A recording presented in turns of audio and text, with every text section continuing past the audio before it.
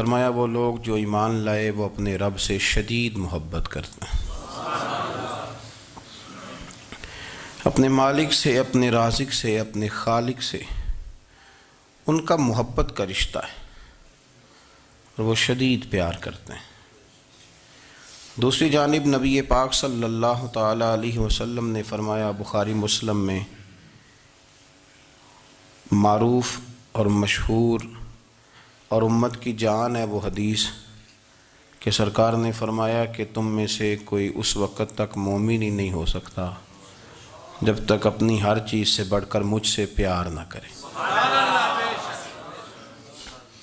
اللہ سے بھی محبت کرنی ہے اور اللہ کے رسول سے بھی محبت کرنی ہے۔ محبت، اسلام جو ہے یہ محبت کا دین ہے، اور محبت جو ہوتی ہے یہ پورے عالم کو فتح کر دیتی ہے۔ محبت فاتح عالم ہوتی ہے۔ نفرت سے آپ کوئی کامیابی حاصل نہیں کر سکتے۔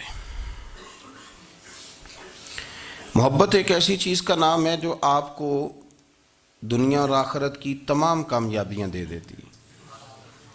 مومن جو ہوتا ہے نا، مومن، اس کا خمیر ہی محبت سے بنایا گیا ہے۔ مشکات میں حدیث ہے، نبی پاک علیہ السلام نے فرمایا قال المؤمن معلف، فرمایا یہ جو مومن ہوتا ہے نا یہ محبت والا ہوتا ہے۔ اور حضور فرمانے لگے اس بندے میں کوئی خیر ہی نہیں، اس میں کوئی بھلائی ہی نہیں جو نہ محبت کرے اور نہ اس سے محبت کی جائے۔ مومن محبت والا ہوتا ہے، الفت والا ہوتا ہے، پیار والا ہوتا ہے، پریم والا ہوتا ہے۔ وہ بندے میں بھلائی نہیں جو نہ پیار کرے اور نہ کوئی اس سے پیار کیا جائے۔ محبت کا فروغ حسن ہے دین کا۔ آپ دیکھیں نا، نبی پاک صلی اللہ علیہ وسلم نے صحابہ کے بارے میں فرمایا کہ میرے صحابہ سے اس لیے محبت کرو کہ یہ میرے صحابہ ہیں۔ اہل بیت نبوت کا معاملہ آیا تو نبی پاک صلی اللہ تعالی علیہ وسلم نے اپنے اہل بیت نبوت کو چادر کے نیچے چھپا کے اور پھر ہاتھ اٹھا کے کہا، اے اللہ یہ میرے اہل بیت ہیں، میں ان سے محبت کرتا ہوں، تو بھی ان سے محبت فرمانا۔ آپ ذرا غور کریں کہ یہ محبت کہاں کہاں پہنچتی ہے، اللہ سے، اللہ کے رسول سے، حضور کے صحابہ سے، بات اہل بیت تک آئی تو کہا، اے اللہ میں ان سے محبت کرتا ہوں، تو بھی ان سے محبت فرما، اور میرے مالک جو جو ان سے محبت کرے تو ان سب سے بھی محبت فرما۔ فروغ محبت، اشاعت محبت، تبلیغ محبت بڑا ضروری کام ہے۔ لیکن ایک تو یہ تھی کہ دین کے معاملے میں محبتیں جو شرعی محبتیں کہلاتی ہیں، اور ایک ہیں ہماری طبعی محبتیں۔ حضور صلی اللہ علیہ وسلم نے ہمیں حکم دیا ہے، فرمایا اپنی بیوی سے بغض نہ رکھنا۔ اس کا معنی یہ ہوا کہ کچھ لوگ ایسے ہیں جو بیوی کا بغض بھی پال لیتے ہیں۔ مقابلہ ہو رہا ہوتا ہے میاں بیوی کا، بحث ہو رہی ہوتی ہے، ایک دوسرے کے خلاف دلائل جمع ہو رہے ہوتے ہیں، ایک جنگ مچی ہوتی ہے۔ فرمایا اس سے بغض نہ رکھنا۔ کوئی عادت نہ پسند ہو تو وہ عادت دیکھ لینا جو تمہیں پسند ہے، عداوت نہ پیدا کرنا۔ ہاں دین اظہار بیزاری کا حکم دیتا ہے، پر ان کے ساتھ جو رب رسول کے دشمن ہیں۔ باقی فروغ محبت میں اپنا کردار ادا کرو۔ دیکھیں نا، حضور صلی اللہ علیہ وسلم نے فرمایا جس نے محبت کے ساتھ ماں باپ کا چہرہ دیکھا، اللہ اسے کامل حج کا ثواب عطا کرے گا۔ لیکن حدیث میں جو حضور نے شرط لگائی اس شرط کا خیال رکھنا ہے۔ کس طرح چہرہ دیکھنا ہے؟ فرمایا ماں باپ کا چہرہ دیکھو کس طرح۔ اچھا، یہ حدیث بتاتی ہے کہ کچھ لوگ ایسے ہیں جو چہرہ دیکھتے ہیں پر محبت سے نہیں دیکھتے۔ ابا جی کی کچھ باتیں کڑوی بھی لگتی ہیں نا، تو کئی دفعہ کچھ بچے چہرہ دیکھتے ہیں پر محبت سے نہیں دیکھتے، تو حضور نے فرمایا تو محبت سے چہرہ دیکھ، تیرے رسول کا وعدہ ہے رب مقبول حج کا ثواب دے گا۔ صحابی عرض کرنے لگے، یا رسول اللہ صلی اللہ علیہ وسلم اگر میں 2 دفعہ دیکھوں؟ تو حضور نے فرمایا 2 حج کا ثواب۔ اس نے کہا حضور میں دن میں 3 دفعہ دیکھوں؟ تو فرمایا 3 حج کا ثواب۔ اس نے چوتھی بار کی بات کی تو حضرت ابو ہریرہ فرماتے ہیں حضور نے فرمایا تو جو پوچھتا رہے گا اور میں بتاتا رہوں گا تو بات ختم نہ کریں۔ حضور حکم کریں، فرمایا تو 100 دفعہ دیکھ، اللہ 100 حج کا ثواب عطا کرے۔ بات کو ختم کرتے ہیں. تو جتنی دفعہ دیکھ اللہ تجھے اتنے حج کا. شرط یہ ہے کہ ذرا پیار سے دیکھ, ذرا محبت سے دیکھ. نفسیات کا ڈاکٹر بوڑھوں کو نیند کی دوائی کیوں دیتا ہے؟ وہ اس لیے دیتا ہے کہ ان کے بچے انہیں وقت نہیں دیتے. بچے کو بہلایا جا سکتا ہے, بوڑھے کو بہلایا نہیں جا سکتا. اس لیے کہ جو بوڑھا ہوتا ہے نا, اس کے پیچھے پوری ایک داستان زندگی ہوتی ہے, تاریخ ہوتی ہے. وہ کبھی کسی چیز کا مالک رہا ہے, سربراہ رہا ہے. اولڈ ہاؤس پاکستان میں تیزی سے اس لیے بن رہے ہیں کہ بچوں کی جو خاص الفت تھی نا ماں باپ سے, وہ رہی نہیں. ورنہ اگر ایک والد 6 بچوں کا خیال رکھ سکتا تھا تو 6 بچے مل کے ایک باپ کو بھی تو سنبھال سکتے تھے نا, ماں کا بھی خیال کر سکتے تھے نا. محبت کا فروغ جب ہو, آپ ماں باپ کو ٹائم دیں, ان کے پاس بیٹھیں, ان کے ساتھ تھوڑا وقت بتائیں, سارے معاملات ٹھیک ہو جائیں گے. ہمارے معاشرے میں نا تیزی سے نفرت کا فروغ ہوا ہے, نفرت کا فروغ. پتہ ہے اسلام نے غیبت سے کیوں منع کیا ہے؟ غیبت کا معنی یہ نہیں ہے کہ کسی بندے میں کوئی عیب نہیں پایا جاتا تھا تو آپ نے وہ بیان کر دیا. یہ غیبت نہیں, یہ تو بہتان ہے. کسی میں کوئی عیب نہ پایا جائے تو وہ بیان کرنا وہ غیبت نہیں, وہ تو بہتان ہے. غیبت کی تفصیل یہ ہے, تشریح یہ ہے, غیبت کی تعریف یہ ہے کہ کسی میں کوئی عیب پایا جاتا تھا, آپ نے وہ اس کی غیر موجودگی میں ڈسکس کیا تو اس کا نام غیبت ہے. وہ عیب تھا, آپ سچ ہی بول رہے تھے, آپ ٹھیک کہہ رہے تھے, عیب واقعی تھا, پر اسلام اس کو پسند نہیں کرتا. اسلام کہتا ہے کہ اگر تو سمجھتا تھا یہ عیب ہے تو جا کے اس کی تبلیغ کر, اس کو بتا, اس کو کہہ میاں یہ غلطی چھوڑ دے, تو نے ڈسکس کیوں کیا؟ آپ کسی شخص کے پاس بیٹھیں اور کسی دوسرے آدمی کی تعریف کریں, آپ کہیں کہ بڑا اچھا ہے, بڑا بامروت ہے, مہمان نواز ہے, با اخلاق ہے, وعدے کو وفا کرنے والا ہے, دیانتدار ہے, سچ بولتا ہے, آپ تعریفیں کریں. آپ کسی کے سامنے تعریف کریں گے نا تو بندہ کہے گا یار کسی دن ملاقات تو کرا, اور جب وہ ملے گا تو اس کی آنکھوں کے اندر ایک خاص کشش ہوگی, پیار ہوگا, ملنے کو جی چاہے گا, ایک خاص راحت ہوگی. یہ کب ہوگا؟ جب آپ نے کسی کی تعریف کر دی. لیکن اگر آپ کسی کی غیبت کریں گے, کسی کے بارے میں کہیں گے بڑا غلط ہے جی, لوٹ لیتا ہے جی, چور ہے جی, فاسق ہے جی, تو بندہ اگر کبھی مل بھی گیا تو اس سے سلام لینے کو دل. ہم نے پتہ کیا کیا ہے, تیزی کے ساتھ فروغ پایا ہے ہمارے ہاں نفرت کا ماحول, تیزی کے ساتھ فروغ پایا. ہم نے نا تیزی سے, آپ کھول لیں کوئی یوٹیوب کھول لیں, کوئی ایسا چینل کھول لیں, بس لڑائی ہے, فلانا فلانے سے لڑ رہا ہے, فلانا. مذہبی لوگوں کی میں منت کرتا ہوں کہ خدا را دین کو اس طرح کا ماحول تو نہ آپ دیں کہ لوگ کہیں کہ ان میں کوئی شے ہے ہی نہیں, فلانا فلانے کا جواب دے رہا ہے, فلانا فلانے کا, اور بازاری زبان استعمال کی جا رہی ہے. اور ٹھیک ہے مسلمات جو طے تھے لوگوں نے تو ان کو بھی چھیڑنا شروع کر دیا, اور تضحیق کی جاتی ہے, لفظ اس طرح کے اختیار کیے جاتے ہیں جو ویسے ہی وزادار آدمی بولنا پسند نہیں کرتے. کیا آپ اپنی شکل دکھا رہے ہیں کفر کو کہ یہاں نفرت ہی نفرت ہے, اور وہ باتیں جن کو بالکل چھیڑنا نہیں چاہیے تھا ان پر بھی آپ کلام کرتے ہیں. آپ نے کوئی چیز نہیں چھوڑی, اس پر آپ نے بحث نہ کی ہو, الجھایا نہ ہو, میلہ لگا دیا, اللہ جانے کوئی کیا بول رہا ہے. دعوت دین کون دے گا؟ پیغام حق کون سنائے گا؟ فلانا فلانے کا جواب دے رہا ہے, اور پھر وہ دوسرے کا جواب دے رہا ہے, تیسرا تیسرے پہ تبصرہ کر رہا ہے, چوتھا پانچویں پہ تبصرہ کر رہا ہے. یہ کب تک بات ایسے چلے گی؟ یہی حال سیاسی لوگوں کا ہے. میرے ملک کا جو نوجوان اب بڑا ہو رہا ہے نا, میں بڑی ذمہ داری سے بتا رہا ہوں, وہ جیسے ہی بڑا ہوتا ہے تو وہ سمجھتا ہے میں ڈاکوؤں کے ملک میں پیدا ہوا ہوں, وہ سمجھتا ہے یہ شاید چوروں کی دھرتی ہے, وہ سمجھتا ہے شاید یہاں سب دھوکے باز ہیں. ہم اس طرح سے نچوڑ کے لوگوں کے دلوں میں نفرت بھری ہے, نچوڑ کے, کہ لوگ سمجھنے لگے ہیں اس ملک میں تو کوئی بندہ دیانتدار ہے ہی نہیں, کوئی بندہ اچھا ہے ہی نہیں, کوئی بندہ نیک ہے ہی نہیں. مذاق اڑاتے. ایک صاحب میرے پاس آئے ہوئے تھے, کہنے لگے پیر صاحب 11 سال ہو گئے پولیس کی نوکری کرتا ہوں, 1 روپیہ رشوت نہیں لی. وہ چلا گیا, میں نے اسے تھپکی دی تو وہ نکلا ہے, تو ایک بندہ کہنے لگا سب انہیں جو ہوتے نہیں نہ سکتا. میں نے کہا یار تو منشی ہے اللہ کی رحمت کا, یہ میرے رسول اللہ کا دین ہے اور قیامت تک لوگ اس پر عمل کریں گے. اس نے 11 سال کا ہے, وہ 40 سال بھی کہتا تو میں ماننے کو تیار ہوں. کیوں کچھی باتیں کرتے ہیں؟ آپ نے تو تباہی کر دی, کوئی بندہ ٹھیک نہیں بچا. ایسے میلہ لگا ہوا ہے, اس دھرتی کو آپ برا کہتے ہیں, اس کو چوروں کی اور ڈکیت کی اور فراڈ لوگوں کی آپ دھرتی کہتے ہیں. یہ وہ دھرتی ہے جس نے داتا گنج بخش علی حجویری جیسے لوگ رکھے ہوئے.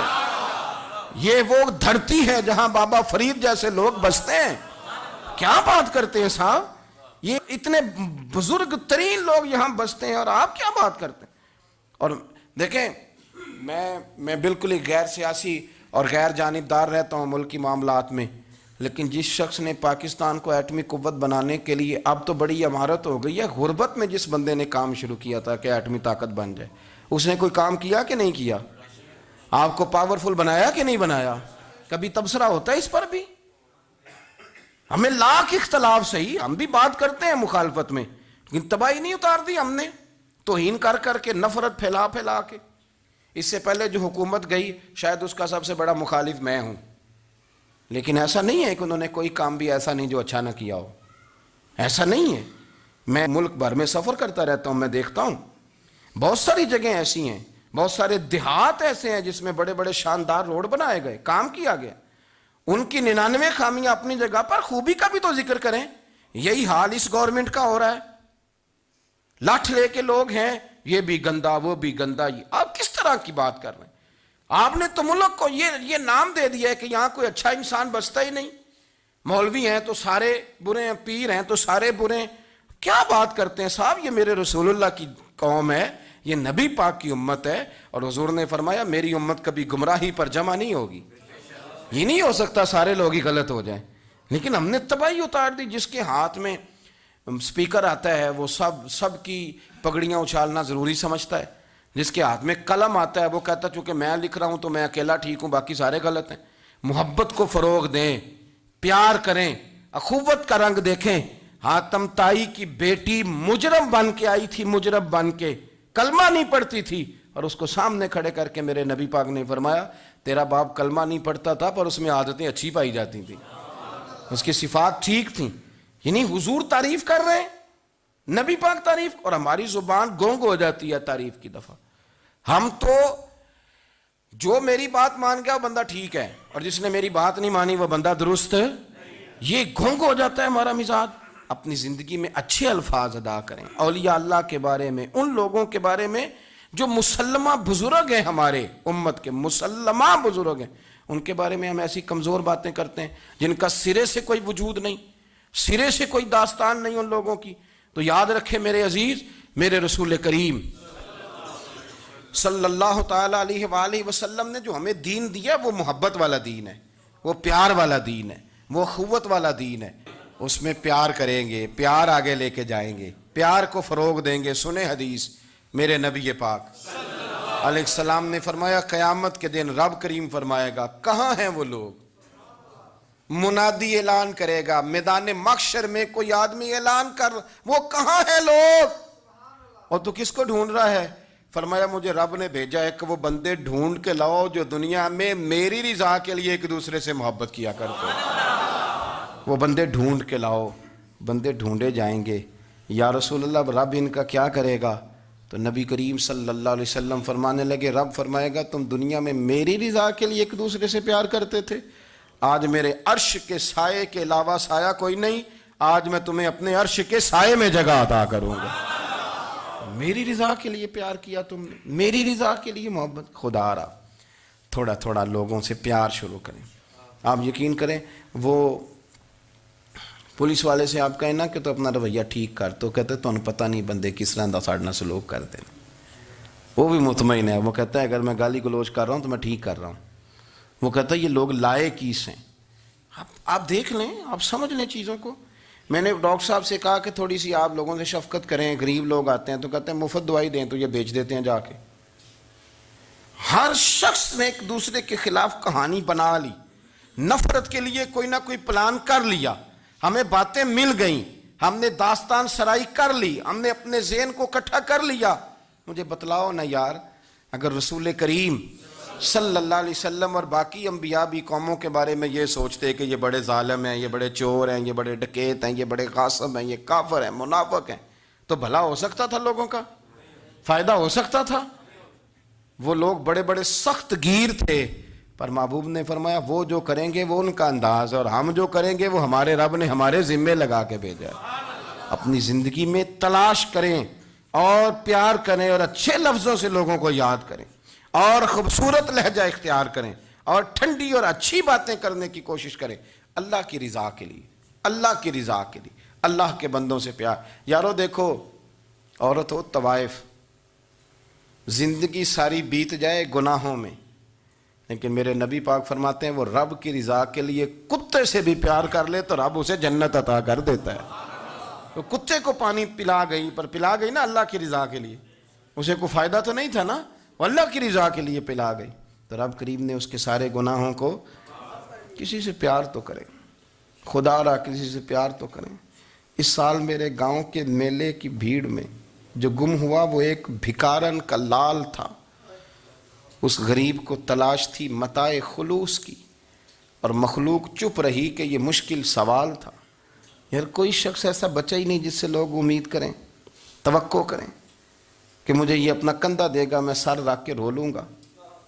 کوئی ایک ایسا شخص ملا ہی نہیں جس کے بارے میں لوگ کہیں کہ بڑا مخلص ہے یار۔ اتنی بڑی میرے محبوب کی امت، ہر حکومت غلط، ہر شخص غلط، ہر بندہ برا، ہر جماعت بری، اللہ کی رضا کے لیے کچھ لوگوں کے لیے فروغ محبت کا بھی فریضہ سر انجام دیں۔ کیسے لوگوں کو یہ بات سمجھائی جائے؟ حضرت ابو ادریس خولانی رضی اللہ تعالیٰ عنہ تابعی ہیں، حافظ منذری نے الترغیب و ترہیب میں لکھا ہے، فرماتے ہیں کہ حضرت ابو ادریس خولانی کہ میں دمشق کی جامع مسجد میں گیا تو میں نے ایک چمکدار چہرے والا، سیاہ داڑھی والا، چمکتے دانتوں والا خوبصورت نوجوان نبی پاک کی حدیثیں بیان کرتا دیکھا۔ اس کے چاروں جانب حضور کے غلام بیٹھے تھے۔ میں نے ایک شخص سے کہا یار بڑا حسین چہرہ ہے، بڑا ہی خوبصورت انداز ہے، کون ہے بندہ؟ انہوں نے کہا آپ نہیں جانتے، یہ صحابی رسول حضرت معاذ ابن جبل ہے رضی اللہ تعالی عنہ۔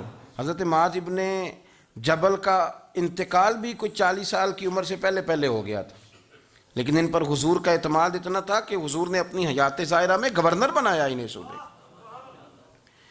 چمکدار دانت، حدیثیں بیان کر رہے ہیں۔ حضرت ابو ادریس خولانی رضی اللہ تعالیٰ عنہ کہتے ہیں رش بڑا تھا، میرے دل میں خواہش ہوئی کہ آج تو لوگ زیادہ ہیں، کل آؤں گا، ملاقات کروں گا۔ کہتے ہیں اگلے دن میں اپنی طرف سے سب سے پہلے گیا، پر حضرت معاذ ابن جبل تو مجھ سے پہلے مسجد میں موجود تھے اور وہ نفل پڑھ رہے تھے، اللہ اللہ کر رہے تھے۔ تو میں نے ان کے ساتھ سلام لی، فرمانے لگے کیسے آئے ہو؟ تو میں نے کہا حضور کل آپ کو دیکھا ہے، آپ کی باتیں سنی ہیں، تو گویا آپ کا تو چہرہ ساری رات میری آنکھوں کے سامنے رہا، تو میں تو سویرے زیارت کی غرض سے حاضر ہوا ہوں۔ اللہ کی رضا کے لیے مجھے آپ اچھے لگیں، اللہ کی رضا کے لیے۔ کوئی بندہ ایسا بھی تو ہو نا، کوئی غریب، کوئی مسکین، کوئی عالم، کوئی صوفی، کوئی درویش، کوئی ذاتی تعلق نہ ہو، تعلق کیا ہو؟ اللہ کی رضا۔ آپ مجھے اچھے لگیں۔ حضرت سیدنا معاذ ابن جبل فرمانے لگے واقعی ایسا ہی ہے؟ حضرت کی حضور بالکل ایسا ہی ہے۔ تو فرماتے میں نے چادر لی ہوئی تھی، حضرت معاذ ابن جبل نے میری چادر کو پکڑ کے کھینچا، فرمایا پکی بات کر یار۔ میں نے کہا حضور پکی کر رہا ہوں، تو فرمانے لگے سن پھر میں نے نبی کریم سے سنا ہے، رسول کریم علیہ السلام نے فرمایا جو دو بندے رب کی رضا کے لیے پیار کرتے آپس میں، اللہ ان دونوں سے محبت فرماتا ہے۔ سن پھر اس کو یاد رکھنا، اللہ ان دونوں سے محبت کرتا ہے۔ حضرت ابو ادریس خولانی سے کوئی پوچھتا تھا نا کہ دنیا میں جانا ہے تو سرمایہ کیا ہے، تو فرماتے تھے یہ جو میں نے چادر لی ہوئی ہے نا، اس چادر کے اندر میرا وجود ہے، اور وجود کے اندر میرا دل ہے، اور دل کے اندر میں نے حضرت معاذ ابن جبل کو رکھا ہوا ہے، میں نے وہاں ان کا ٹھکانہ بنایا ہوا ہے، وہاں ان کا ٹھکانہ ہے۔ یہ دور ہی نکتہ چی ہے، کہیں چھپ کے بیٹھ جا، اور جس دل میں تو مکی ہے وہیں چھپ کے بیٹھ جا۔ اقبال کہتے ہیں جس دل میں تو مکی ہے وہیں چھپ کے بیٹھ جا۔ دوستو، رسول اللہ صلی اللہ علیہ وسلم کے غلاموں نے مالک کی رضا کے لیے لوگوں سے پیار، فروغ محبت میں کردار ادا کیا، اور بہترین کردار۔ آپ اپنی زندگی میں کچھ چیزیں ایسی بنائیں جن میں فقط اللہ کی رضا کے لیے محبت، خالق کی رضا کے لیے پیار، خالق کی رضا۔ آپ یقین کریں اگر تھوڑا تھوڑا کر کے ہم اس محبت کو فروغ دیں نا اپنے دلوں میں، تو بہت سارے بادل چھٹیں گے۔ ہم نے نا وہ تیزی سے دولت کو، لالچ کو، میں اکثر کہتا ہوں کہ میاں بیوی کا جو رشتہ ہوتا ہے نا، اس کو اللہ پاک نے نا قرآن پاک میں اپنی نشانیوں میں سے ایک نشانی قرار دیا ہے۔ ان دونوں کی وجہ سے گھر چلنا ہے، بچوں کی پرورش ہونی ہے، نظام زندگی۔ آپ گھر سکون کے لیے جاتے ہیں، اطمینان کے لیے۔ آپ اپنے گھر کے اندر جیسے بھی ہوں، آپ کہتے ہیں یہاں مجھے کوئی پریشانی، یہ میرا اپنا بیڈ ہے، اپنا بستر ہے۔ لیکن اگر اسی رشتے میں جب آپ بیج بوئیں تو سب سے پہلے دولت کا بوئیں۔ اگر لڑکے والے یہ لالچ کرتے ہیں نا لڑکی کیا لے کے آئے گی، تو لڑکی والوں کا بھی لالچ ہوتا ہے کہ لڑکا کماتا کیا ہے، ان کو بھی پتہ ہوتا ہے کہ کتنے پیسے لاتا ہے، کیا کمائی ہے، کتنا کچھ جھاڑو پھیر لیتا ہے۔ آپ نے جب بنیاد یہ رکھی، مجھے دیانتداری سے بتانا کہ پورا نیک ہو، پورا شریف ہو، پورا پرہیزگار ہو، لیکن دولت صحیح نہ کماتا ہو تو رشتہ آسانی سے ہو جاتا ہے۔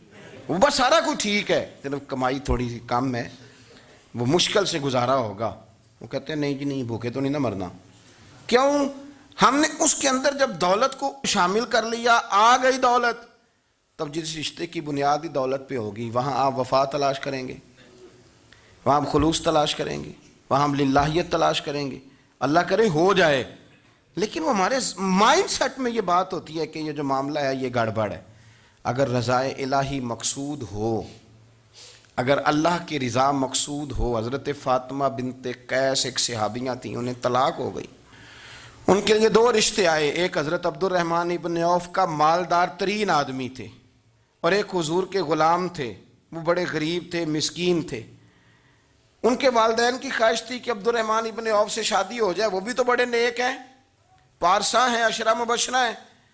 حضرت فاطمہ بنت قیس نے کسی بندے کی ڈیوٹی لگائی، کہنے لگی پتہ کرو نبی پاک کی رضا کیا ہے، حضور کی رضا کدھر ہے؟ تو پتہ چلا حضور کی خواہش غریب کی طرف ہے۔ تو وہ خاتون اپنے ماں باپ کو کہنے لگی میرا نا اس غریب سے رشتہ کرا دو۔ ہم نے کہا پتر، بیٹیوں کے بارے میں ماں باپ بڑے احساس ہوتے ہیں، ہم چاہتے ہیں کہ عبد الرحمن ابن عوف مالدار ہے تو وہ بھی تو نیک ہے نا، حضور نے دنیا میں جنت کی بشارت دی اور ان کا بڑا اعزاز ہے، حضور نے ان کے پیچھے نماز پڑھی، بڑا مرتبہ بڑا مقام والا صحابی ہے، وہ تو غریب آدمی ہے، اور پھر حضور نے حکم تو نہیں نہ دیا، خواہش کا اظہار کیا ہے۔ اس بی بی کے جملے بڑے شاندار ہیں، کہنے لگی آپ مجھے اللہ کی رضا کے لیے نا میرے نبی کے حوالے کر دیں، مجھے امید ہے اللہ رسول مجھے کبھی ضائع نہیں فرمائیں گے، مجھے حوالے کریں رسول کائنات۔ چھوڑیں کو ضروری ہے دنیا داری ہر طرف دیکھنا، کہیں کوئی کام ایسا بھی تو ہو نا جو محبت کے زور پہ ہو، جو محبت کے لیے ہو۔ کوئی ہمارے پاس بڑے سارے لوگ آتے ہیں اور ہم اس قابل بھی نہیں جتنے لوگ آ جاتے ہیں، میں صحیح کہہ رہا ہوں، بالکل کوئی حیثیت نہیں 1% بھی۔ جب پلٹ کے دیکھتے ہیں تو شرم آتی ہے کہ یار اتنی دور سے بندہ چل کے آ گیا، اس کو کیسے سمجھائیں، کس طرح کر کے۔ تو ایک آدھ دن پہلے ایک بزرگ آ گئے اور وہ اچھے صاف ستھرا ان کا مزاج تھا، بڑے شاندار، تو میں زیارت کے لیے ہوں، تو میں نے کہا زیارت شیارت والا تو کھاتا کوئی نہیں، چلو آپ آ گئے ہیں تو کوئی حکم کریں۔ تو کہنے لگے کوئی حکم نہیں، میں اللہ کی رضا کے لیے آیا ہوں۔ یہ کوئی تقریر نہیں تھی، کوئی خطبہ نہیں تھا، نہ ان کے سامنے سپیکر تھا، نہ وہ شور کر رہے تھے، نہ وہ نعرے لگوا رہے تھے، نہ وہ ہاتھوں پہ ہاتھ مار رہے تھے۔ اور اس بندے نے کہا اللہ کی رضا کے لیے آیا ہوں، تو وہ بھی رو پڑے تو میں بھی رو پڑا، ختم ہو گئی بات۔ اب بات کو سمجھیں، یہ اتنا تگڑا رشتہ ہے نا یار۔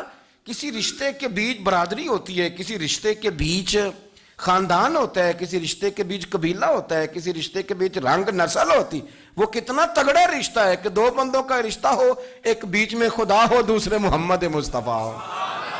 آپ کتنا اسے مضبوط رشتہ سمجھیں گے جس کے بیچ اللہ رسول ہو۔ اتنا تگڑا رشتہ، اتنا مضبوط تعلق، اتنی وسعت اس کے اندر، اللہ کی رضا کے لیے۔ حضرت موسیٰ کلیم اللہ علی نبینا علیہ الصلوۃ والسلام سے رب کریم نے فرمایا، کہا اے موسیٰ میری رضا کے لیے بھی کوئی کام کیا ہے؟ حضرت موسیٰ علیہ السلام نے عرض کی یا اللہ میں نے تبلیغ کی، تو فرمایا وہ تو آپ کی ذمہ داری تھی۔ امام غزالی نے روایت لکھی ہے، اے اللہ میں نے آپ کے تمام احکامات پہ عمل کیا، موسیٰ وہ تو آپ نے کمال کیا، اللہ کے پیغمبر ہیں، تو میری رضا کے لیے، تو یا اللہ تیری رضا کے لیے کیا ہے؟ تو رب کریم نے فرمایا کسی بندے سے صرف اس لیے پیار کیا ہے کہ وہ اللہ کا بندہ ہے، فقط اس لیے پیار کیا ہو کہ وہ اللہ کا بندہ ہے، فقط اس لیے۔ میرے عزیز آپ بات کو سمجھیں، زندگی میں فروغ محبت پر کچھ کام کریں، کچھ تھوڑا سا کوشش کریں گرد جھاڑنے کی، کچھ گرد جھاڑنے کی۔ ہم نے نا ایک سٹیٹس بنا لیا ہے، اب تو مسلمان پہلے فرقوں میں بٹے، قبیلوں میں بٹے، اب شہروں میں بٹ گئے۔ آپ کبھی گجرانوالا کے لوگوں سے پوچھو نا گجرات، تو کہنے ہو گجرات والے تو اللہ بچائے، کہتے ہیں کہ نہیں؟ گجرات کے لوگوں سے پوچھے گجرانوالا تو کہتے ہوتے کھاندے ہی بڑا نے، کس کی بات کر رہے ہیں؟ تو گجرانوالا والوں سے پوچھیں لاہور والے، کہتے توبہ لاہوریا جی۔ صحیح کون ہے؟ کوئی بھی نہیں۔ کیوں؟ اس لیے کہ ہم نے ہر شہر کے لیے کہاوت بنا لی ہے۔ میں صحیح کہہ رہا ہوں، ہر قبیلے کے لیے کوئی نہ کوئی، یہ ہم نے ظلم کیا اپنی جان، یہ ہم نے زیادتی کی، کہانیاں بن گئی، کہاوتیں بن گئی، شہروں کے لیے، علاقوں کے لیے، قبیلوں کے لیے۔ مقصود کیا تھا؟ کسی طریقے سے نفرت پروان چڑھے۔ کھانا ہے نا، کھانا تو آپ جو کھانا کھاتے ہیں وہ اپنے ذائقے کے مطابق کھاتے ہیں۔ سندھ کے لوگ جو کھانا کھاتے ہیں وہ اپنے، آپ کا کوئی حق نہیں آپ ان کے کھانے پر تنقید کریں، اس لیے کہ ان کا ذائقہ وہ ہے، اور ان کا بھی کوئی حق نہیں وہ آپ کے کھانے پر تنقید کریں، اس لیے کہ آپ کا ذائقہ۔ لیکن طنز کرتے ہیں، جو بات سمجھانا چاہتا ہوں وہ یہ ہے کہ ہم طنز کرتے ہیں، تنقید کرتے ہیں، تضحیک آمیز لہجہ ہمارا ہوتا ہے، اس لہجے کے اندر کمزوری ہوتی ہے، اس کے اندر اس طرح کی بناوٹ ہوتی ہے کہ محسوس ہوتا ہے کہ ہم سامنے والے کو بڑا نفرت کی نظر سے دیکھتے ہیں۔ یہ رویہ کبھی اختیار نہ کریں، اپنی زندگی میں کوشش کریں خلوص کے ساتھ، للہیت کے ساتھ۔ میرے نبی پاک علیہ وسلم نے صحابہ سے پوچھا تھا بتاؤ دین کی مضبوط گرہ کون سی ہے، مضبوط گرہ دین کی؟ تو ایک صحابی نے کہا یا رسول اللہ نماز، پانچوں وقت مسلمان جمع ہوتے ہیں، ایک دوسرے کا حال احوال پوچھتے ہیں، تو اس گرہ میں مسلمان بندے رہتے ہیں۔ حضور نے فرمایا تم نے بات ٹھیک کی پر میری مراد کو نہیں پہنچے۔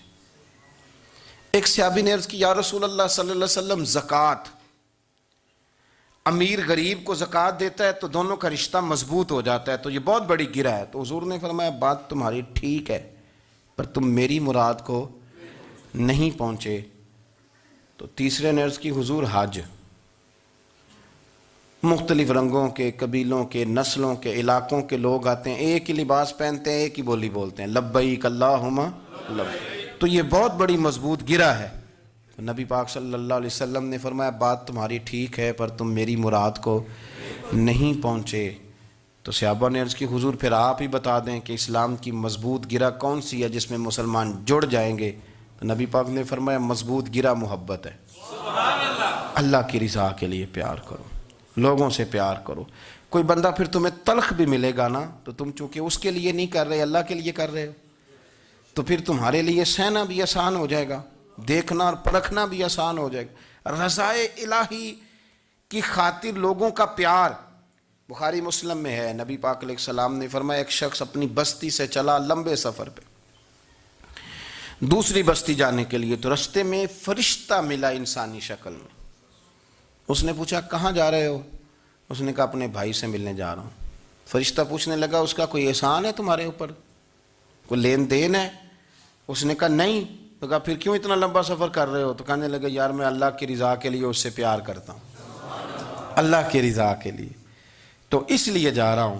تو سنیں یہ بخاری مسلم کے لفظ ہیں، حضور فرماتے ہیں وہ فرشتہ کہنے لگا سن پھر میں انسان نہیں، میں فرشتہ ہوں، اور مجھے رب کریم نے بھیجا ہے یہ کہنے کے لیے کہ اگر تم دونوں اللہ کی رضا کے لیے ایک دوسرے سے پیار کرتے ہو تو اللہ تم دونوں سے پیار فرماتا ہے۔ اب یہ محبت فروغ کیسے پائے گی؟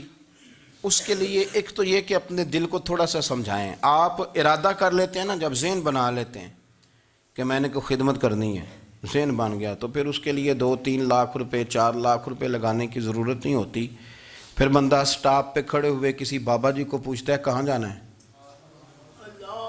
تو کہتے ہیں میں نے ذرا یہاں قریب ہی جانا ہے، رکشہ تلاش کر رہا ہوں۔ تو آپ کا ذہن بن گیا نا خدمت کرنے کا، تو موٹر سائیکل پہ بٹھایا تو گھر چھوڑا ہے، واپس آئے تو دل بڑا ٹھنڈا تھا۔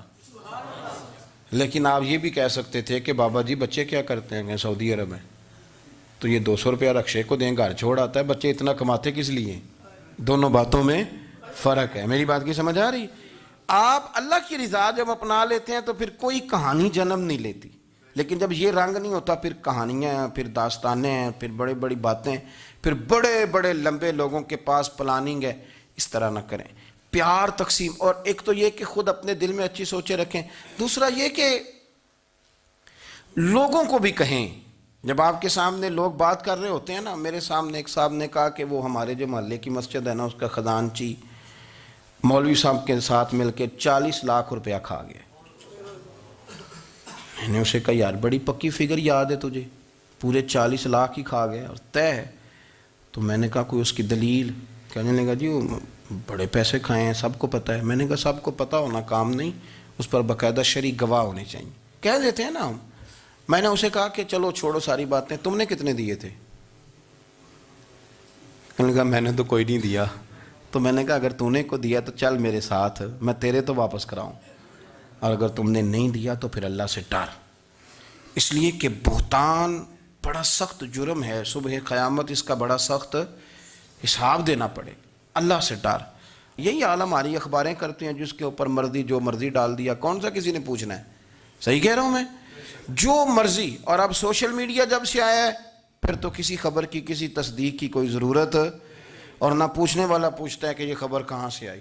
بہت سارے لوگوں کے مرنے کی خبریں چھپ جاتی ہیں اور وہ وضاحت کر رہے ہوتے ہیں نہیں جی میں بالکل موجود ہوں، میں بالکل زندہ ہوں، کوئی ایسا مسئلہ نہیں ہے. تو اچھا اس طرح جب کوئی بندہ کر رہا ہو تو پھر آپ کیا کریں؟ پھر اس کو سمجھائیں. میں نے بھی اس دوست سے گزارش کی، میں نے کہا آپ غلط ٹریک پہ چڑھے ہوئے ہیں، یہ طریقہ درست نہیں ہے. اگر آپ کے پاس پروف ثبوت ہے تو پھر بھی مجھے بتانے کی ضرورت نہیں تھی. آپ وہ پروف ثبوت لے جاتے اور خزانچی اور امام صاحب سے ملتے، کہتے یہ 40 لاکھ روپیہ کدھر ہے؟ آپ کے پاس پیسے تھے، وہ مسجد کے ہیں، اس کو آپ لائیں، فلاں جگہ استعمال کیے ہیں کہ نہیں. ان کے پاس جاتے دائیں بائیں کہانیاں چھیڑنا تو آپ اپنے لیے گناہ اکٹھا کر رہے ہیں. نبی پاک صلی اللہ علیہ وسلم کی حدیث سن لیں اور اس کو ہمیشہ یاد رکھنا ہے. آپ حضور نے فرمایا اگر تو نے کسی شخص کی ایسی جگہ توہین کی جہاں اس کی عزت بنی ہوئی تھی، تو نے کسی کو ایسی جگہ رسوا کر دیا جہاں اس کی عزت، کسی نے آپ کے سامنے آ کے کسی آدمی کی تعریف کی تو نہیں تمہیں نہیں پتا میں بتاتا ہوں. حضور فرمانے لگے اگر تم نے کسی شخص کی ایسی جگہ توہین کی جہاں اس کی عزت بنی ہوئی تھی تو رب بھی تمہیں اس جگہ رسوا کرے گا جہاں تمہاری عزت بنی ہوئی ہو. اللہ کی رضا کے لیے ایک تو خود پیار کریں، دوسرا لوگوں کو بھی سمجھائیں، قائل کریں کہ یار یہ انداز درست نہیں ہے، تجھے تحقیق نہیں پوری بات کی، تو تحقیق کر. ام ربیعہ ایک خاتون تھی، بڑی نیک عورت تھی، بغداد میں رہتی. اللہ تبارک و تعالیٰ نے بڑی دولت عطا فرمائی.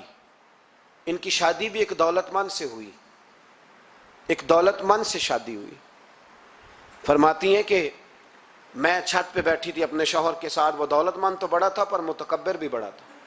دروازے پہ فقیر مانگنے آیا تو میرا خاوند بالکنی سے جھانک کے کہنے لگا اسے کچھ نہ دینا، اس دکاندار ہے، یہ دنیا دار بنے ہوئے ہیں، جان بوجھ کے مانگتے ہیں. تو میں نے کہا میں تیری دولت سے نہیں دوں گی، میرے میکے سے جو کچھ آیا اس میں سے دینے کی اجازت دینا. اس نے کہا جانا ہی نہیں. تو عورت کہتی ہے اس مانگنے والے کا، اس جو دروازے پہ شخص کھڑا تھا، اس کے مانگنے والے کا جو انداز تھا وہ بتاتا تھا کہ کئی دنوں کا بھوکا ہے. اس جوان کے چہرے پر عجیب بھوک تھی. کہتی میں شوہر سے نظر بچا کے آئی اور میں نے چند دینار اس کی ہتھیلی پہ رکھے. جب رکھ کے میں نے دروازہ بند کیا تو سامنے میرا شوہر. کہنے لگا میری بغیر اجازت کے دیتی ہے، جا تجھے 3 طلاقیں. کہتی میں عزت مند باپ کی بیٹی طلاق لے کے گھر آ گئی. جرم میرا یہ ہے کہ میں نے اللہ کے رستے میں خیرات کی ہے. کہتی ہیں میرا والد پریشان کہ غلطی جس کی مرضی ہو، قصور تو بیٹیوں کا ہی ہوتا ہے نا، لڑکے پاک کے پاک رہ جاتے ہیں، منگنی بھی ٹوٹ جائے تو بچی کی جو حالت ہوتی ہے وہ کوئی بتا سکتا ہے؟ تو کہتی ہے میں شدید پریشان، میرے والد اور والدہ بھی پریشان، رشتہ کہاں سے آئے گا؟ 1-2 سال ہم شدید کرب میں رہے، رشتہ آیا تو بڑے امیر آدمی کا. میں طلاق یافتہ تھی پر بندے کوارے کا رشتہ آیا. کہتے ہیں جب وہ رشتہ ہو گیا میں پہلے دن اپنے خاوند کے پاس گئی تو مجھے کہنے لگا مجھے جانتی ہو میں کون ہوں؟ میں نے کہا نہیں. کہنے لگا میں وہی ہوں جو تیرے دروازے پہ خیرات لینے آیا تھا. تجھے میری وجہ سے طلاق ہوئی تو میں اسی رات جا کے مصلے پہ رویا کہ مولا میری وجہ سے بیچاری کا گھر اجڑ گیا. پھر میں نے 18 گھنٹے محنت کی، تو میں نے تجھے عزت دینے کے لیے کہنے لگا اب تجھے بیوی بنا کے نہیں مہرانی بنا کے رکھوں گا، میں تیری نوکری کروں گا، تو میری محسنہ ہے۔ کہتی ہیں 1 سال گزرا، مجھے اللہ نے بیٹا بھی دیا، میں چھت پہ اپنے شوہر کے ساتھ بیٹھی، دروازے پہ مانگنے والا آیا تو میرا شوہر سارے کام خود کرتا تھا، آج جب مانگنے والا آیا تو کہنے لگا جب کوئی مانگنے آئے تو تو نے دینے جانا ہے۔ کہتی ہے میں دروازے پہ مانگنے والے کو دینے گئی تو میری چیخ نکل گئی، میں دھڑام سے گری، میرا شوہر دوڑا آیا، کیا ہوا؟ کہنے لگی پتہ ہے مانگنے کون آیا؟ یہ وہی ہے جو میرا پرانا شوہر تھا۔ بے پرواہی ویک سجن دی جتھے کسے دی پیش نہ جاوے، انہیں تاجاں والے در در رولے، تاجاں والے تخت و تاج والے تاجاں والے در در رولے تے منگتیاں تخت بٹھاوے، اوے سجنا کسے نو کارا مل دائی، کوئی کعبےوں خالی آوے۔ کہتی ہیں ام ربیہ کہ وہ شخص میرے دروازے پہ، میں رونے لگی۔ دولت کا تکبر کرتے ہیں لوگ، غریب دروازے پہ کھڑا ہے تو کہتے ہیں تم کماتے نہیں، مجھ سے بھیک مانگنے آ جاتے ہو۔ دولت کا تکبر، خبردار اس تکبر میں مبتلا نہ ہونا۔ لوگ تو آپ یقین کریں فتوے لیتے پھرتے ہیں، کہتے ہیں ایسے ہی جناب زکوٰۃ تو اس کی بنتی ہے جو ٹیکس نہ دے، زکوٰۃ تو اس کی بنتی ہے جس کے پاس ملازم نہ ہو۔ تو ایسے مولویوں نے سنو، حضرت موسیٰ کے چچا کا بیٹا تھا قارون، حضرت موسیٰ کی دعا سے دولت ملی، اتنا دولت مند ہو گیا کہ خزانوں کی چابیاں 4 اونٹ اٹھایا کرتے۔ حضرت موسیٰ نے کہا کہ 1000واں حصہ زکوٰۃ فرض ہوئی ہے۔ کتنا حصہ؟ 40واں نہیں، 1000واں حصہ، تو زکوٰۃ دے۔ کہنے لگا دیتا ہوں۔ گھر جا کے حساب کیا تو پریشان ہو گئے، اتنے پیسے دینے پڑیں گے؟ پریشان جب آتے ہیں تب نہیں پریشان ہوتے، اتنے آگے میرے پاس دینے پڑے تو کہنے لگا ہو اتنے پیسے۔ حضرت موسیٰ نے کہا دے، تو کہنے لگا جناب موسیٰ ویسے مہنگا نہیں بڑا آپ نے رکھا خرچہ؟ آپ فرمانے لگے میرا حکم نہیں، حکم میرے 40واں نہیں تھا، کون سا حصہ تھا؟ بولیے مسلمانوں کا کتنا ہے؟ سارے صحیح دیتے ہیں زکوٰۃ؟ کہتے میں تھوڑی تھوڑی دیتا رہتا ہوں، میں سال میں نے تھوڑی تھوڑی بانٹ دی ہے، کچھ ان کو دیا جو مجھے ووٹ دیں گے، کچھ ان کو دیا جو گاہے گاہے میرے گھر کا کوئی کام کر دیں گے، میں نے بانٹ دی ہے۔ یہ زکوٰۃ دے رہا ہے کہ سیاست کر رہا ہے تو؟ یہ کون سا طریقہ ہے؟ یہ کون سی طبیعت ہے؟ مضمون بھیجا ایک دوست نے، ایک بچی بڑی مشکل سے میٹرک اس نے کیا ہے، تو کوئی امیر آدمی ان کے گھر میں پیسے دے گیا اس رمضان میں، حیدرآباد کے قریب کسی گاؤں کی رہنے والی، تو بچی اگلے دن جا کے سارا کچھ ان کے گھر دے آئی ہے، سارا کچھ دے آئی ہے۔ کیوں؟ کہ وہ بچی کہتی ہے میں یتیم ہوں، میں 1.5 سال کی تھی اور میرا بھائی ابھی پیدا نہیں ہوا تھا جب میرا والد فوت ہو گیا، تو میرے چچا نے دھکے دے کے نکال دیا، میری ماں نے برتن دھو دھو کے ہمیں پالا اور میری ماں نے ہمیں پڑھایا، شدید محنت کی۔ تو کہتی ہے کل ایک دنیا دار آیا، اس نے کہا میں نے راشن دینا ہے، زبردستی ہمارے گھر آیا، غریبوں کو دینا ہے۔ کہتی ہے میری ماں نے کبھی ہمارے سامنے دکھ نہیں اپنا کھولا کہ میں بڑی غریب ہوں، میں نے جوانی تمہیں، لیکن کیا عجیب منظر ہے کہ اس نے 1 توڑا دیا راشن کا، تو سویرے جب میری اماں زور کے بعد کام کر کے آئی ہے تو رو رہی تھی، میں نے پوچھا اماں کیا ہوا؟ تو کہنے لگی بیٹے 4 اخباروں میں میری تصویر لگی ہے، 4 اخباروں میں۔ مجھے کیا پتا اس کے پاس کتنے موبائل تھے، کتنی تصویریں کھینچتا رہا۔ تو وہاں رکھ کے کہنے لگی چچا ہم نے بڑی راتیں بغیر پنکھے کے گزاری ہیں، کئی دن بغیر روٹی کھائے گزارے، پر ہم نے اپنا پردہ نہیں کھولا، تو ایک آٹے کا تھیلا دے کے ہمارا پردہ کھول گیا۔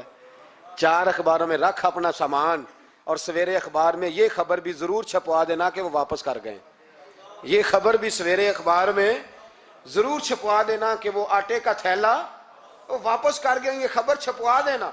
پھر وہ بچی اپنی ماں کی عزت کے لیے گئی اور جا کے پریس کلب میں اس نے 4 اخباروں کو کہا کہ میں آٹا واپس کر رہی ہوں، اب تمہاری ذمہ داری ہے کہ تم لوگوں کو بتاؤ کہ وہ تھیلا آٹے کا، شرم نہیں آتی؟ میں اجتماعی شادیوں کی مخالفت کرتا رہتا ہوں، دل کرتا ہے تمہارا کہ تمہاری بیٹی اور تمہارا داماد بٹھایا جائے اسٹیج پہ اور کہا جائے خیرات میں اس کی شادی ہو رہی ہے، اخباروں پہ تصویر آئے، کسی غریب کی بچی کی شادی کر دیا تو بورڈ لگوا دیا 30 اجتماعی شادیاں، کوئی تماشا ہے؟ غریبوں کی بیٹیاں تماشا بنانے کے لیے ہے؟ اگر کسی غریب کی بچی کی خدمت کر دیا تو اس طرح کر جس طرح حسین کے بیٹے امام زین العابدین کیا کرتے.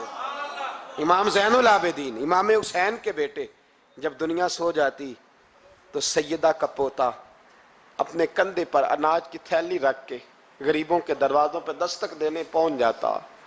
غریب باہر نکل کے پوچھتے نام کیا ہے؟ کہنے لگے میرا نام نہ پوچھو، میری تو میرا دادا ڈیوٹی لگا گیا، میری تو میرا ابا ڈیوٹی لگا گیا، یہ تمہارے حصے کا راشن ہے، اسے قبول کر لو. یہ ان لوگوں کا طریقہ تھا. یہ کیا انداز ہوا کہ 4 اخباروں میں خبر، عزتیں لوگ اچھالتے پھر. اس کو کہا قارون کو زکوٰۃ دے، کہنے لگا کوئی نہیں. بلکہ اس نے الزام لگایا. حضرت موسیٰ تقریر کر رہے تھے تو ایک بندہ لے کے آ گیا،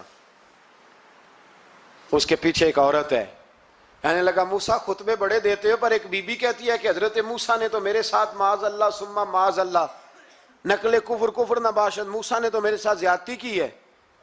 حضرت موسیٰ اللہ کے نبی جب عزت دار آدمی سے آ کے سوال پوچھتے ہو تو بیچارہ ٹوٹ جاتا ہے، وہ بیچارہ ٹوٹ جاتا ہے. جب لوگ پوچھتے ہیں نا یہ تو کھا گیا فلانی شے، عزت دار جس نے اپنی زندگی بڑی مشکل سے کاٹی ہو پر وقار سے کاٹی ہو، وہ تڑپ اٹھتا ہے.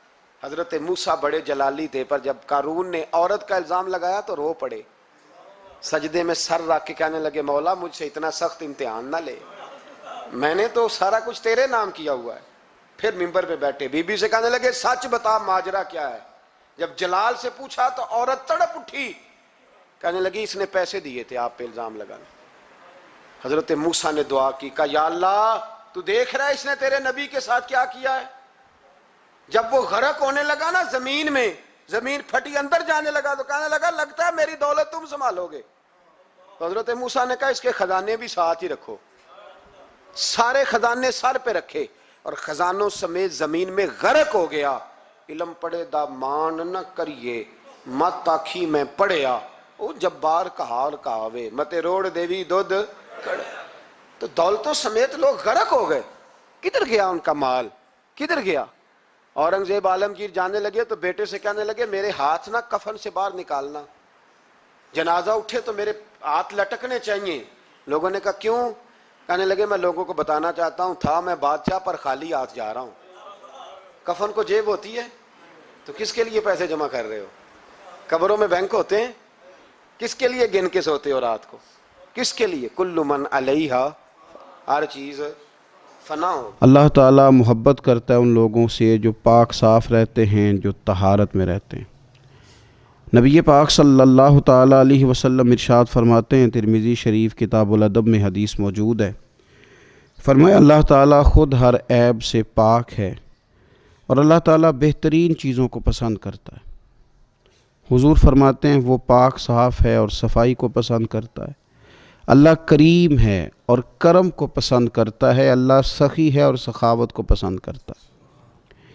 یہ جو صفائی ہے، ستھرائی ہے معاشرے کے اندر، سوسائٹی کے اندر، اس کی جو عادت ہے یہ اسلام کا ایک محبوب ترین عمل ہے. نبی پاک صلی اللہ تعالیٰ علیہ وسلم نے صفائی کو نصف ایمان قرار دیا ہے. صفائی کا ماحول بنانا، صفائی کی عادت ڈالنا، صاف ستھرا رہنے کو پسند کرنا، یہ مسلمان کا شیوا ہے. مسلمان اپنی طبیعت کے لحاظ سے، اپنے مذہب کے لحاظ سے اور اپنے عقیدے کے لحاظ سے نفاست پسند ہوتا ہے.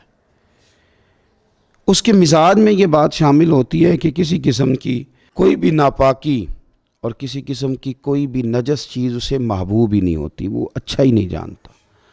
ہم یہ دیکھتے ہیں کہ ہماری سوسائٹی کے اندر، معاشرے کے اندر بہت زیادہ اس بات کی ضرورت ہے کہ صفائی کی طرف، ستھرائی کی طرف، نفاست کی طرف، طہارت کی طرف توجہ دی جائے. آنے والی نسل کو صاف ستھرے ماحول سے آگاہ کیا جائے اور انہیں شعوری طور پر یہ چیزیں سمجھائی جائیں کہ جو صفائی ہے نا وہ ہمارے فقط سوسائٹی کا یا ہماری صحت کا یا ہمارے معاشرے کا نہیں بلکہ ہمارے دین کا بہت بڑا حصہ ہے. ہم دیکھتے ہیں کہ بہت سارے لوگ ایسے ہیں جنہوں نے مختلف ناموں کے ساتھ اپنے آپ کو انہوں نے ملا کر کے صفائی سے اپنے آپ کو دور کر لیا ہے. کچھ لوگ کہتے ہیں فلاں بندہ بڑا سادہ ہے جی، بڑا سادہ آدمی ہے جی، اس کی سادگی کی کیا صورت ہے جی، وہ کپڑے نہیں بدلتا. تو یاد رکھیں سادگی اور ناپاکی میں، سادگی اور گندگی میں فرق ہوتا ہے۔ فلاں آدمی جی ملنگ آدمی ہے، کیا مطلب؟ کئی کے دن منہ نہیں دھوتا۔ تو بھئی یہ اس کا ملنگ ہونا نہیں ہے، یہ اس کا ناپاک ہونا ہے، یہ اس کا ان چیزوں کو پسند کرنا ہے جن چیزوں کو شریعت پسند نہیں کر رہی۔ دیکھیں رسول پاک صلی اللہ تعالیٰ علیہ وسلم کی زندگی میں جو چیزیں ہمیں بڑی زیادہ ملتی ہیں وہ یہ ہیں کہ حضور کا لباس سب سے زیادہ سادہ لیکن سب سے زیادہ پاک صاف، سب سے زیادہ نفاست والا، سب سے زیادہ حسین۔ آپ سادے کپڑے پہنیں لیکن صاف ستھرے پہنیں۔ آپ اپنی زندگی میں اٹھنے بیٹھنے میں سادگی کو اختیار کریں گے، لیکن پاکیزگی تو جزو ایمان ہے، پاکیزگی تو حسن ہے۔ ہم اپنی آنے والی نسل کو، آنے والے لوگوں کو یہ بات سمجھانا چاہتے ہیں کہ ایک تو پاکیزگی کے ساتھ زندگی مینج ہو جاتی ہے، مرتب ہو جاتی ہے، آپ ایک ترتیب کے ساتھ وقت گزارنے لگتے ہیں۔ آپ دفتر سے واپس آتے ہیں تو اگر آپ نے کپڑے اتار کر کے پھینک دیے، جوتے اتار کر کے پھینک دیے، تو وہ عادت بچوں کے اندر تبدیل ہو جاتی ہے۔ وہ بھی اسکول سے لوٹ کر کے آتے ہیں تو بیگ کو سمیٹ کر نہیں رکھتے، اسکول کے یونیفارم کو کسی مناسب جگہ پہ نہیں رکھتے۔ وہ پھر کیا کرتے ہیں کہ وہ بھی ہر چیز کو اسی طرح پھینکنے کے عادی ہو جاتے، نفاست پسند نہیں رہتے۔ صفائی ستھرائی، نفاست پسندی یہ دین ہے۔ میرے رسول کریم صلی اللہ تعالیٰ علیہ وآلہ وسلم نے صفائی پر خاص توجہ دی۔ آپ دیکھیے حضور صلی اللہ علیہ وسلم کو اللہ تبارک و تعالیٰ نے جو وجود دیا تھا اس میں سے خوشبو آتی تھی، حضور کا جسم نور پر مکھی نہیں بیٹھتی تھی۔ نبی پاک علیہ السلام تو جب دنیا میں تشریف لائے تو رب کریم نے اس وقت ہی محبوب کو سجا سنوار کے بھیجا تھا۔ سارا حسن، ساری تمانیت، سارا کچھ اللہ تعالیٰ نے اپنے محبوب علیہ السلام کو عطا کیا، لیکن دنیا میں ہماری تربیت کے لیے اللہ کے محبوب صلی اللہ تعالیٰ علیہ وسلم ہمیشہ پاک صاف رہنے کو پسند کرتے، تلقین کرتے حضور صفائی کی۔ کھانے سے پہلے ہاتھ دھوتے حضور، کھانے کے بعد ہاتھوں کو دھوتے نبی پاک صلی اللہ علیہ وسلم، ہر نماز کے لیے تازہ وضو کرتے، ہر وضو میں حضور مسواک کو استعمال کرتے۔ حضور صلی اللہ تعالیٰ علیہ وسلم کے جسم سے مستقل خوشبو آتی تھی، پھر بھی حضور خوشبو کو پسند کرتے۔ نبی پاک علیہ السلام کنگا کرتے، رسول پاک صلی اللہ علیہ وسلم سر پر تیل لگاتے۔ نبی پاک صلی اللہ تعالیٰ علیہ وآلہ وسلم نے تو اس وقت بھی، اس وقت حضور کے وصال ظاہری کا وقت تھا، اس وقت بھی حضور نے مسواک کو پسند فرمایا۔ نبی پاک صلی اللہ تعالیٰ علیہ وآلہ وسلم کی طبیعت پر محسوس ہوتا تھا کہ کسی شخص کی جو کپڑوں پر تھوڑا میل کچیل ہے یا اس کی طبیعت پر کوئی ایسی چیز ہے تو حضور اس کو ناپسند کرتے۔ اگر کسی کا لباس حضور میلا دیکھتے نا، کبھی لباس میلا دیکھتے تو مسند امام احمد بن حنبل میں موجود ہے، حضور فرماتے کیا اس کے پاس کوئی ایسی چیز نہیں تھی جس سے یہ اپنے کپڑوں کو دھو لیتا؟ کیا ایسا نہیں تھا یہ اپنے آپ کو صاف کر لیتا؟ تو نفاست پسند ہونا، طہارت کو پسند کرنا، صاف ستھرا لباس زیب تن کرنا، اچھے طریقوں کے ساتھ اپنے وقت کو گزارنا اور صفائی کو محبوب رکھنا، یعنی شوق پیدا کرنا۔ ہمارے بہت سارے لوگ ایسے ہیں کہ وہ صفائی قانون سمجھ کے تو کسی وقت کر لیتے ہیں لیکن اپنی طبیعت کا حصہ نہیں بناتے، اپنے مزاج میں صفائی کو شامل نہیں کرتے۔ یعنی قانون اگر ہے نا کہ صفائی کرنی ہے، قانون کسی جگہ کا ہے، کسی جگہ کسی آفس میں کسی دفتر میں وہ چلے گئے ہیں تو وہاں یہ ماحول ہے کہ یہاں کوئی چیز نہیں پھینکنی، آپ نے ڈسٹ بین پڑی ہے اس میں پھینکنی، تو وہاں کے قانون کو فالو کر لیں گے اور وہاں وہ حرکت نہیں کریں گے۔ کسی ملک میں چلے گئے جس کا قانون یہ ہے کہ آپ کو ریپر زمین پہ نہیں پھینکنا، آپ کو جگہ جگہ پہ تھوکنا نہیں ہے، تو وہ اس قانون کو تو وقتی طور پہ فالو کر لیتے ہیں لیکن اس صفائی کو اپنے مزاج کا حصہ نہیں بناتے۔ حالانکہ صفائی کو مزاج کا حصہ بنانا ضروری ہے، صفائی کو اپنی طبیعت میں لاگو کرنا ضروری ہے۔ ایسا نہیں ہے کہ آپ مطلب یہ کہ کسی جگہ مجبوراً کرنا پڑا تو آپ نے کر لیا اور ویسے آپ کی طبیعت۔ حضرت مولا علی شیر خدا کرم اللہ تعالیٰ وجہہ الکریم فرماتے ہیں کہ میں نے حضور کو وصال ظاہری پر غسل دیا، اور مولا کائنات شیر خدا کرم اللہ تعالیٰ وجہہ الکریم نے جب حضور کو غسل مبارک دے کے نا وصال کے بعد دیکھا تو وہ نفاست حضور کے چہرے پہ، وہ صفائی حضور کے پیکر نور پر، وہ خوبصورتی کہ کہیں کسی چیز کا شائبہ تک نہیں، تو حضرت مولا علی شیر خدا قربان جائیں ابن ماجہ کے لفظ ہیں، حضرت علی شیر خدا رضی اللہ تعالیٰ نے وہ کیفیت دیکھ کے کہنے لگے میرے ماں باپ آپ پہ قربان ہو جائیں، میرے ماں باپ یا رسول اللہ آپ پر قربان ہو جائیں، فدا کا ابی و امی یا رسول اللہ۔ آپ تو اپنی حیات ظاہرہ میں بھی بڑے پاک صاف تھے، اور حضور تشریف لے جا رہے ہو تو پھر بھی بڑے پاک صاف ہی دکھائی دے رہے، پھر بھی طہارتیں آپ پر قربان ہو رہی ہیں، حضور پھر بھی پاکیزگیاں قربان ہو رہی ہیں، اس وقت بھی آپ اتنے زیادہ نفاست پسند دکھائی دے رہے۔ تو اپنی طبیعت کا حصہ بنائیں صفائی کو، مزاج کا حصہ بنائیں، آپ کو گھینا ہے، آپ مطلب کسی ناپاکی کو کبھی قریب نہ آنے دیں۔ صفائی ستھرائی، اپنے ماحول کے اندر حسن، اپنے ماحول کے اندر وقار، اس چیز کو اپنی طبیعت کے اندر لاگو کریں۔ نبی پاک صلی اللہ تعالیٰ علیہ وسلم نے نا ہماری جو ضرورت کی چیزیں ہیں ان پر خاص ہماری توجہ حضور صلی اللہ تعالیٰ علیہ وسلم نے ہمیں دی، جس طرح کہ حضور نے دانتوں کی صفائی پر ہمیں خاص طور پر توجہ دلائی۔ حضور صلی اللہ تعالیٰ علیہ وسلم نے ارشاد فرمایا یہ جو مسواک ہے نا یہ منہ کو صاف اور پاک کرتا ہے۔ تم جب مسواک کرتے ہو تو مسواک تمہارے منہ کو پاک اور صاف کر دیتی ہے، اور حضور فرماتے ہیں کہ مسواک منہ کو پاک اور صاف کرے گی اور اس سے تمہارا رب بھی راضی ہو جائے گا، یعنی مسواک کرنے سے اللہ راضی ہو جائے گا۔ آپ کے منہ کی وہ جو طہارت ہے جس سے آپ نے قرآن مجید پڑھنا ہے، جس سے آپ نے رب کا ذکر کرنا ہے، جس سے آپ نے حضور کی بارگاہ میں درود و سلام عرض کرنا ہے، جب وہ منہ پاک ہو، آپ نے مسواک کی ہو تو اس مسواک کرنے پہ اللہ راضی ہو جاتا ہے۔ آپ اپنے منہ کی صفائی کا خیال کریں۔ دیکھیں نبی پاک صلی اللہ تعالیٰ علیہ وآلہ وسلم نے نا ایک موقع پہ ارشاد فرمایا کہ جو آدمی بال رکھے نا، زلفیں رکھے، وہ اپنے بالوں کی تعظیم بھی کرے۔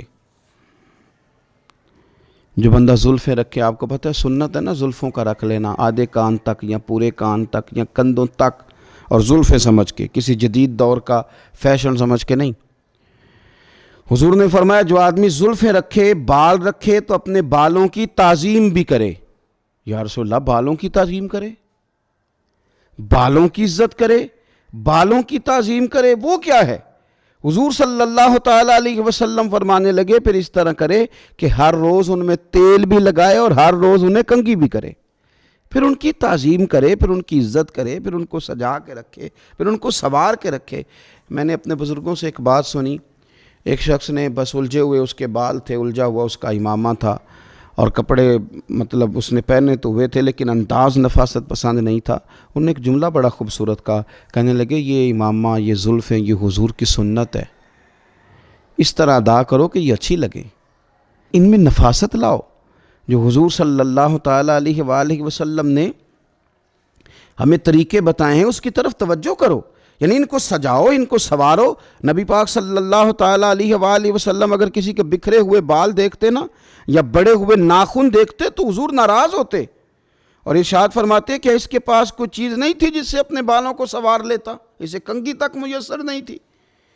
اپنے منہ کی صفائی رکھنا، کپڑوں کو صاف رکھنا، اپنے بالوں کو کنگھی کر کے رکھنا، تیل کے ساتھ رکھنا، اور پھر ماحول کی صفائی رکھنا، اپنے ارد گرد کے ماحول کی صفائی رکھنا۔ جہاں آپ سوئے تھے اس بستر کو اگر صبح سمیٹ دیا جائے، آپ جس صحن میں آرام کرتے ہیں اس کی اگر صفائی کا اہتمام کیا جائے، باورچی خانے کا اہتمام کیا جائے، اگر روزمرہ کی جگہ جہاں آپ کا قیام ہے اس کے صفائی کا اہتمام کیا جائے، تو نبی پاک صلی اللہ علیہ وسلم نے حکم دیا تھا، فرمایا اپنے گھر کو، اپنے صحن کو، اپنی گلیوں کو صاف رکھا کرو، اس ماحول کو آپ صاف رکھیں گے۔ دیکھیں حضور فرماتے ہیں اللہ نے میرے قدم کی برکت سے ساری زمین کو مسجد بنا دیا ہے، یعنی جو فی نفس ہی پاکیزگی ہے نا وہ تو زمین کو حاصل ہے، آپ جہاں بھی نماز پڑھیں گے نماز ادا ہو جائے گی، لیکن اب اس کے اوپر جو ریپر پھینکیں وہ ہم نے پھینکیں، اس زمین جس کو اللہ نے پاک کیا تھا اس کے اوپر جو غلاظت پھینکی ہے، جو کچرا پھینکا ہے وہ لوگوں نے پھینکا ہے۔ اور میں دیکھتا ہوں لوگوں کو گھن نہیں آتی،